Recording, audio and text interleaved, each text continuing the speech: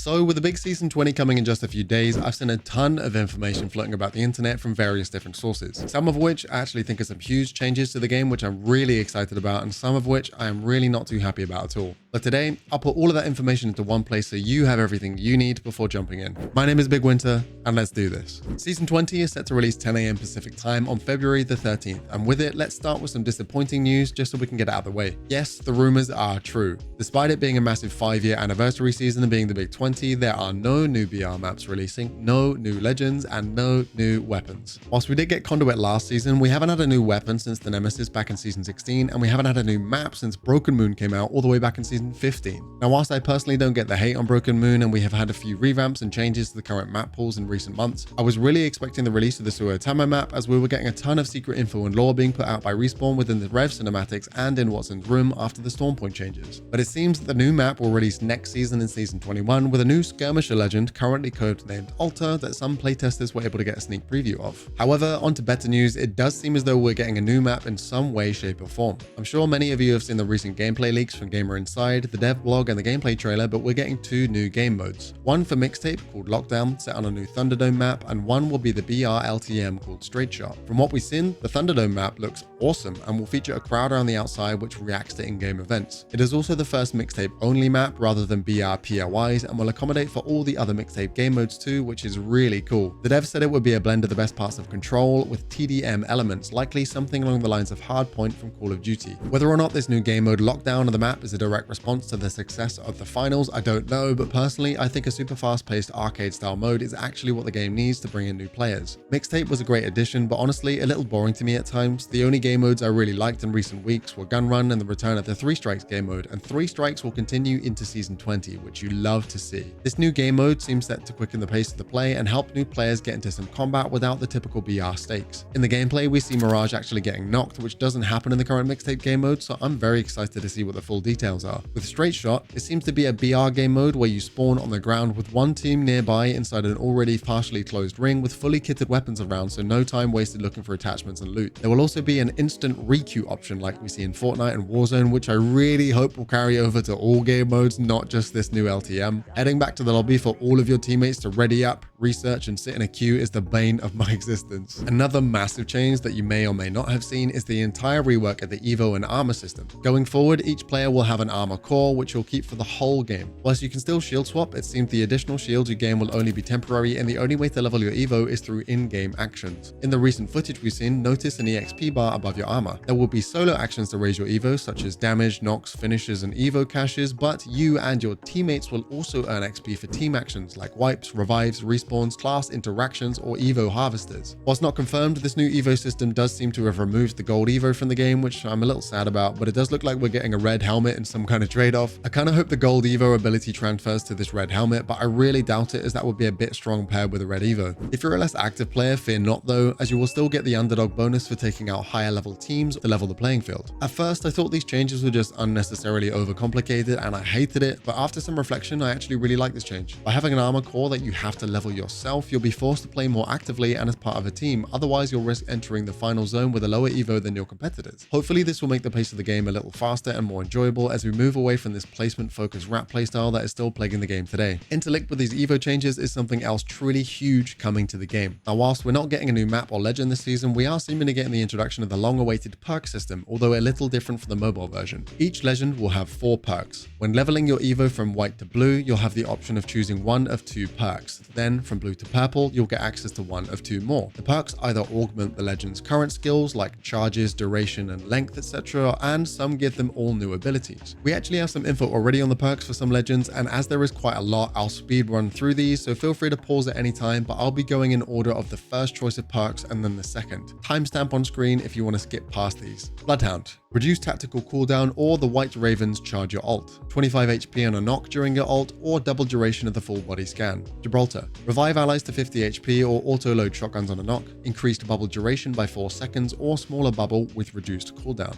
Wraith. Reduce your tactical cooldown or a passive trigger on squad approach. Reduce your ultimate cooldown or a faster tactical windup. Revenant. Reduce tactical cooldown or call out nearby squad after a wipe. 20% reduction in tactical charge time or tactical refresh on a knock. Loba. Increase black market range or take 3 items. Reduce tactical cooldown or increased height and range of your tactical. Octane. 25% less stim damage or 25% less explosive damage. Change directions on a double jump or +1 ult charge. Maggie, +1 tactical charge but 25% less duration or 1.5 depth and width of tactical. Auto reload shotguns on knock or double thermite on alt explode. Mirage, revive allies with health regen or +1 alt decoy and a 30-second reduced cooldown. +1 tactical charge or refresh a charge on a bamboozle. Pathfinder, gain access to survey beacons or ring consoles. Reset tactical on a knock or less damage on energized ziplines. Newcastle, mobile shield with an extra 250 HP or increased mobile shield speed. Revive allies with health regen or increase the HP and energized duration of the wall. Lifeline,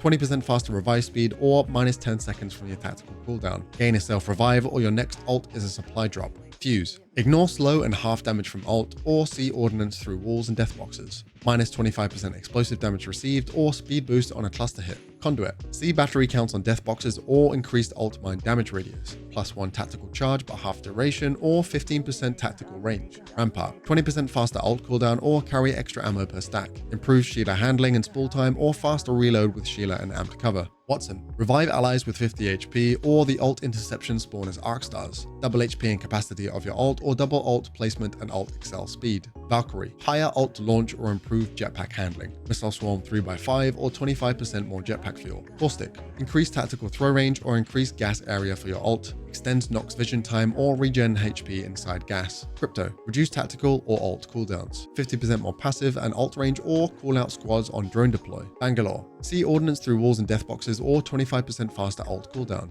Auto ping enemies triggering passive or regen HP in smoke. Ash, call out squads on a wipe or marked for death reveals for 60 seconds. Arc snare multiple enemies and increased duration or +1 tactical charge. Horizon, see ordnance through walls and death boxes or see ammo in death boxes. Reduce tactical cooldown or reduce ult cooldown. Seer, +25 meter passive and tactical range or faster movement using your passive. +1.5 second scan duration or +20 meter ult throw range. Catalyst, +1 max spike or increased throw range. Increased dark veil length or increased dark veil lifetime. Ballistic, can reveal care packages or see ammo in death boxes. +1 tactical charge or smart bullet duration triple. Vantage, access to ring consoles or increased ult excel charge. Improved tactical double jump or refresh tactical on hits with ultimate. Welcome back those of you who skip forward. We also had the confirmation for the devs that this is not just for non-ranked, and I'm actually very excited for this. Back in season 16, we had an equally huge change to Apex with the rework of the class system, and in that season, we had some of the highest rates of returning and new players as the game was once again fresh and the game as a whole was being fixed and improved instead of just pumping out new content, which with season 20 seems to be the case again. Now with these Evo and perk changes coming to the game, I think we'll start to see huge changes in gameplay. With Evos off the ground, everyone will start on a level playing field, and as the game progresses, each legend will get more and more dangerous. So for example, there will be a big change in power from an early game Gibby with white Evo and no perks to a late game one with red Evo and 2 perks. I'll be live streaming the new season over on twitch.tv/BigWynter, so feel free to drop me a follow if you're enjoying the content and want to see these changes in action.